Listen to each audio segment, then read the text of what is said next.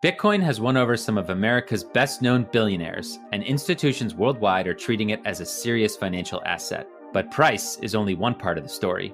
Whether they know it or not, people who buy Bitcoin are strengthening a tool for protecting human rights. This still relatively new form of electronic money is censorship-resistant, seizure-resistant, borderless, permissionless, pseudonymous, programmable, and peer-to-peer. In Bitcoin, transactions don't go through banks or financial intermediaries. They travel directly from one person to another.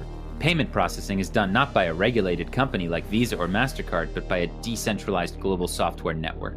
Storage is handled not by a bank, but by the users themselves. Bitcoin issuance isn't determined by central bankers. The currency's creator, Satoshi Nakamoto, set it to have an ultimate limit of 21 million. No one can ever print more.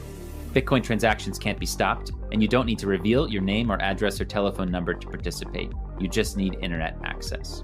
In 2017, the economist Paul Krugman described Bitcoin as some fancy technological thing that nobody really understands. There's been no demonstration yet that it actually is helpful in conducting economic transactions. There's no anchor for its value. Krugman lives in a sheltered environment in a liberal democracy with constitutional protections. His native currency is globally dominant and relatively stable. It's easy for him to open a bank account, to use a mobile app to pay bills, or to grow his wealth by investing in real estate or stocks.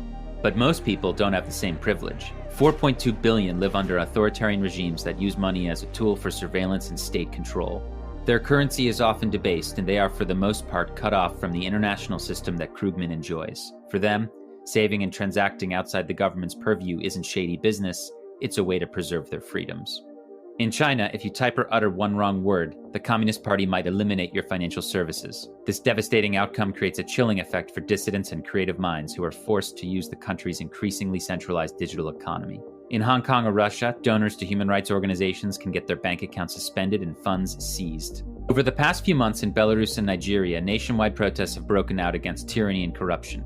In both places, activists raising money to support the democracy movement have had their bank accounts frozen. And as we saw in Burma just a few days ago, the military shut down the banking system during their latest coup and turned off the ATMs.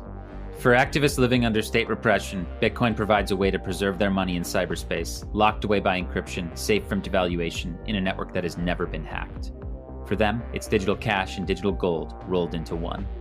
And in Cuba, Nigeria, China, Pakistan, Venezuela, Russia, Turkey, Argentina, Palestine, Zimbabwe, and elsewhere, Bitcoin is catching on and helping people escape tyranny and currency collapse. In the past few months, Belarusian activists have used Bitcoin to defy the regime by sending more than $3 million of unstoppable money directly to striking workers, who then convert it locally to rubles in peer-to-peer marketplaces to feed their families as they protest the country's dictatorship. In October, a feminist coalition in Nigeria raised the equivalent of tens of thousands of dollars in Bitcoin to buy gas masks and protest equipment as activist bank accounts were being turned on and off. In Russia, the politician and activist Alexei Navalny has raised millions in Bitcoin in opposition to Vladimir Putin, who has strict control over the traditional financial system. Putin can do a lot of things, but he can't freeze a Bitcoin account. In Iran and Palestine and Cuba, citizens are increasingly able to escape foreign restrictions on their financial rights, thanks to Bitcoin. In these places, individuals are dealing with sanctions or embargoes placed on them because of the misdeeds of their corrupt rulers. Bitcoin gives them a lifeline for earning income or receiving remittances from abroad. Some Venezuelans, having watched their country's currency evaporate due to hyperinflation, are converting their time and energy and family resources to Bitcoin's digital format and then escaping. With their savings secured by a password that can be stored on a flash drive, phone, or even memorized, they've started new lives in other countries, taking advantage of a technology that refugees throughout history could only dream about. The citizens of democracies also face financial controls, deplatforming, and an ever-expanding surveillance state.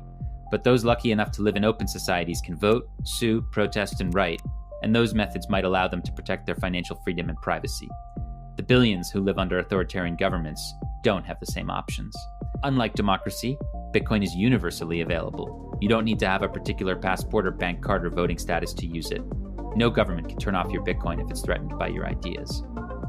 We are in the middle of a great digital transformation, a time when cash, one of the last bastions of privacy and freedom, is disappearing. People are increasingly relying on easily surveilled apps like Apple Pay, Alipay, and perhaps soon central bank digital currencies as their primary medium of exchange. Bitcoin provides an alternative to our increasingly centralized financial system. It gives any activist or journalist a way to raise funds without censorship, a way to save despite the corrosive impact of excessive money printing, and a way to teleport value without permission.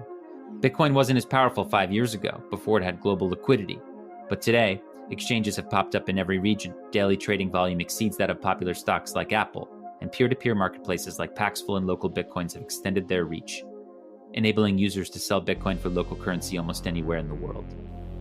Maybe you don't need Bitcoin, and maybe you don't understand Bitcoin, and maybe PayPal, Venmo, or your bank account serve your needs just fine. But don't write off Bitcoin as simply a vehicle for financial speculation. For millions of people around the world, it's an escape hatch from tyranny, and nothing less than freedom money.